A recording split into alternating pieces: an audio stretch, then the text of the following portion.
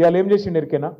ఎప్పుడన్నా వాన పడితే ఇట్లనే 1908లో, ఈరోజు కాదు, 1908 అంటే 117 ఏళ్ళ కిందట హైదరాబాద్కు వరదలు వచ్చినాయి మూసీలో. అప్పుడు నిజాం ఉండే. నిజాం ఏం చేసిండు, మళ్ళీ ఎప్పుడు ఇట్లా రావద్దు హైదరాబాద్కు వరదలు అని చెప్పి ఆ మూసీ మీద 2 చెరువులు కట్టిండు పెద్దయి.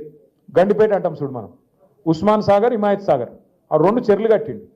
కట్టి ఎందుకు కట్టిండు? అవి బ్యాలెన్సింగ్ రిజర్వాయర్లు అంటారు వాటిని. పైకి వెళ్ళి వరద వచ్చినా అందులో ఆపుకొని, నీళ్ళు ఆపుకొని కిందికి మెల్లమెల్లగా ఇడ్చుకుంటూ పోతే కిందికి సిటీ మునగదు. అంటే ఏం చేయాలి?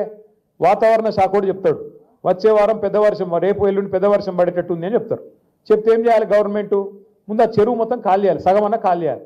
బుధాబన వర్షం పడితే కూడా పైకి వెళ్ళి నీళ్ళు వస్తే కూడా సిటీ మునిగిపోకుండా, కింద పేదోళ్ళకి ఇబ్బంది కాకుండా ఆ చెరువుల నీళ్ళు ఆపుకుంటాం.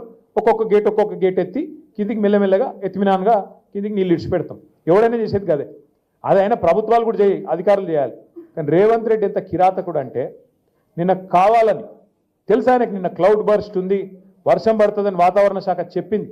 చెప్తే కూడా కావాలని మూసీ ప్రాజెక్టు చేయాలంటే ఆడ ఇండ్లు మునగాలి.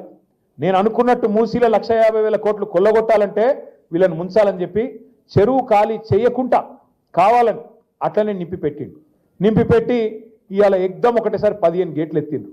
ఎత్తవరకు ఏమైంది? ఇలా ఇమ్లీబాన్ బస్ స్టాండ్ మొత్తం మునిగిపోయింది. మొట్టమొదటిసారి చరిత్రలో ఇమ్లీబాన్ బస్ స్టాండ్కి ఎప్పుడైనా నీళ్ళు వచ్చినాయి? ఇదివరకు మనం పోలేదా? ఇమ్లీబాన్ బస్ స్టాండ్ చూడలేదు ఇదివరకు. ఇవాళ అది కూడా మునిగింది. ఎందుకు? ఒక్కటే కారణం. ఏం చెప్పదలుచుకున్నాడు రేవంత్ రెడ్డి? మీరు మూసి అద్దంటున్నారు కదా, నేను చేయాలనుకుంటే ఇక చూసినావా పేదోళ్ళను ముంచి ఇడికే ఎలగొట్టి అట్లనన్నా చేస్తా అనేందుకు ఇలా అంతా కిరాతకంగా ప్రవర్తన చేస్తా. ఇవాళ ఏం చేసిండు?